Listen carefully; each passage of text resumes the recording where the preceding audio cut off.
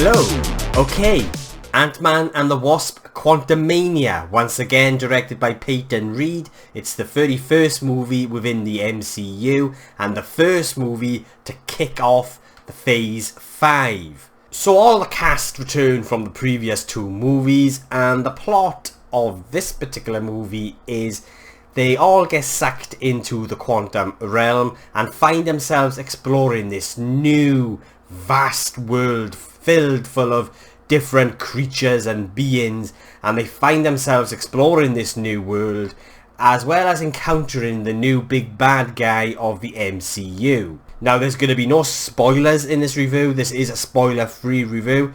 It's just my general thoughts and opinions. Right off the bat, the movie opens with a scene within the quantum realm, and I felt like this really sort of sets the tone for the rest of the movie, or sort of lets you know as a viewer what to expect if you've watched those previous two movies, because even though it still has that humour from the first two movies and, you know, that very Marvel humour, it also has a different tone within it. It has a lot more moodier moments, a lot more serious moments. And so, did it work tonally?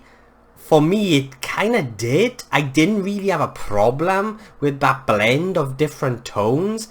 And yeah, I know a lot of people have had an issue with it, but for me, it just kind of worked. Now I just want to delve into what I really liked about the movie, or what I enjoyed about the movie, and that's the science fiction element of this movie. I just loved the Fifth Element vibe to it.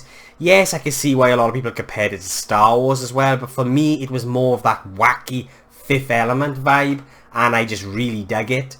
And I just love the world building. You know, it's so imaginative with all the different creatures, you know, and the designs. And there's this one moment where it was quite similar to Star Wars, you know, like the cantina, for example, when they walk into the cantina for the first time and you've got all those different aliens. I sort of had that kind of vibe, and it sort of took me back to being a child again.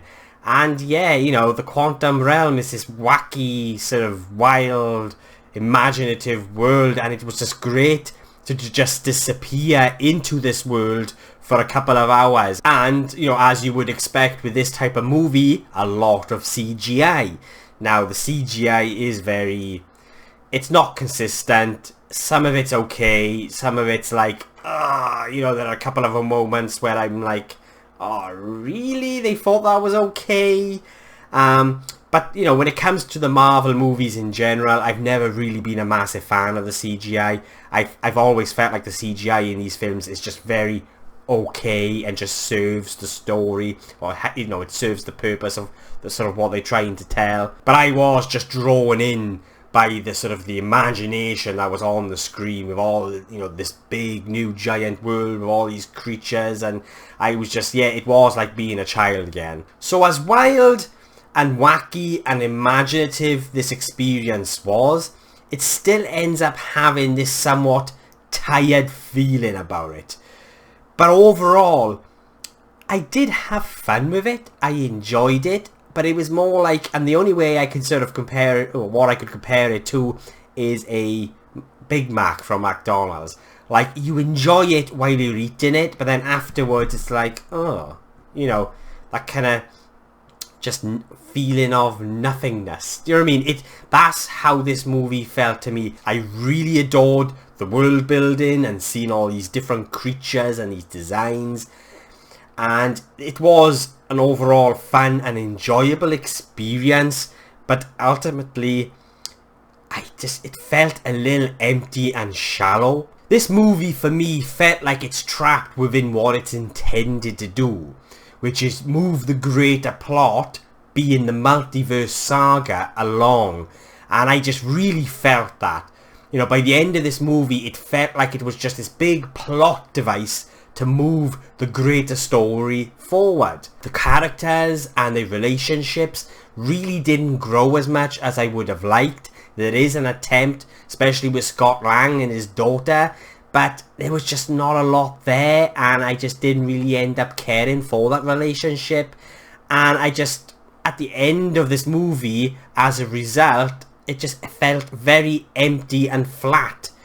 But I can't deny that I didn't enjoy it. I did have fun, and it was an enjoyable experience, but by the end, when you sort of think back on the experience, it was empty and very shallow and flat. You know, there weren't really any character arcs, apart from MODOK, really, and that was pretty lame. And talking about MODOK, I didn't really mind him in the movie because this was such a wacky, wild adventure, you could say.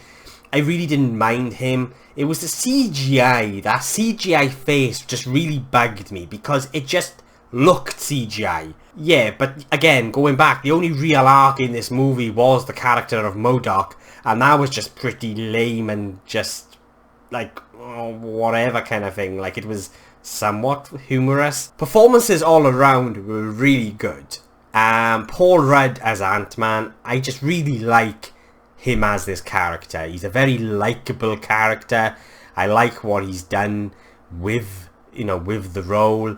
And I just really like I've enjoyed what he's done since the first movie. You know, there's this moment in the third act with Paul Rudd and Jonathan Majors, and it's quite a dramatic, intense, moodier moment. Quite a brutal moment. And I thought he was he was great in this particular moment, because it was sort of an aspect of a character that I don't think we've seen yet, and just made me realise how much I actually root and care for this character. So yeah, Paul Rudd was really, really good in this, and Michelle Pfeiffer is another standout. I really liked her character in this. She gets a lot more to do, and I just thought her performance was really, really good. The one and only character that I found quite annoying and I just didn't really connect to on any level was the daughter of Scott Lang, played by a Catherine Newton, Casey Lang. And maybe that's down to the writing, but I just didn't buy into her character, and I just felt like she was just there to move the plot along. And there were moments where I just rolled my eyes, like, you know, you're supposed to believe that she created this device to communicate with the quantum realm, and that's how they end up there.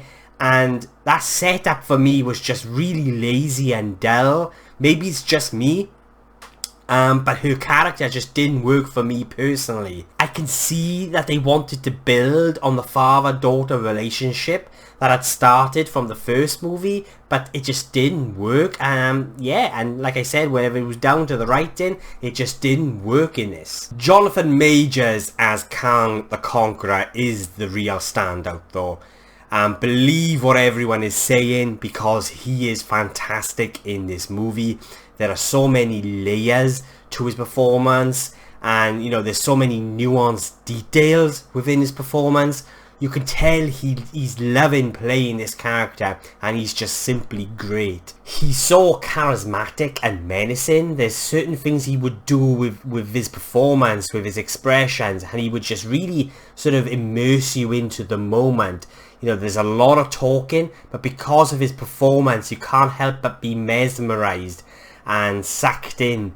His performance is very compelling. Jonathan Majors does a really good job at creating this character that you become very wary of, very uncertain about. He's very unexpected, and that's all down to Jonathan Majors' performance. So for me, Ant-Man and the Wasp: Quantumania was a fun, entertaining experience with some great action scenes. There are some really fun moments. I loved the third act. You just really felt the urgency of what the heroes needed to achieve, and I liked that. What I will say about some of the action in this movie, the way it was shot felt very awkward at times, and it was just the way some of the action scenes were shot. There was a lot of these close-ups, and I felt like it was very disorientating.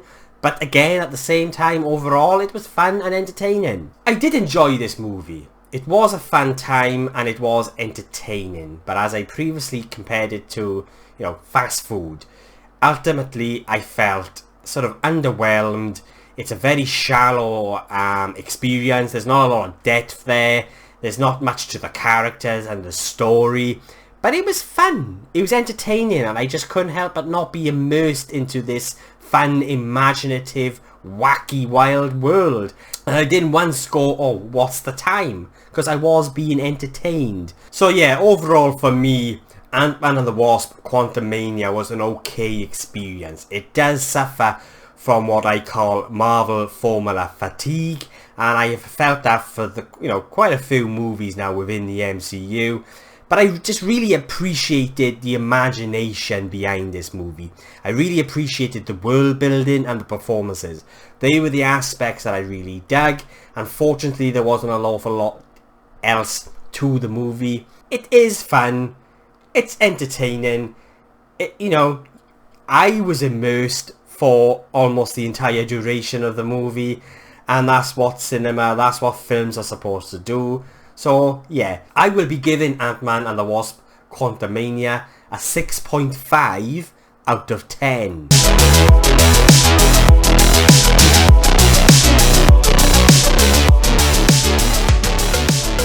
So yeah, they are my thoughts on the 31st movie within the MCU.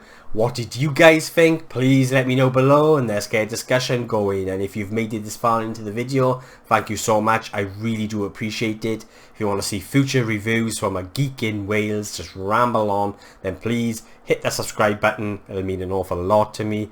And yeah, I'll be seeing you guys soon.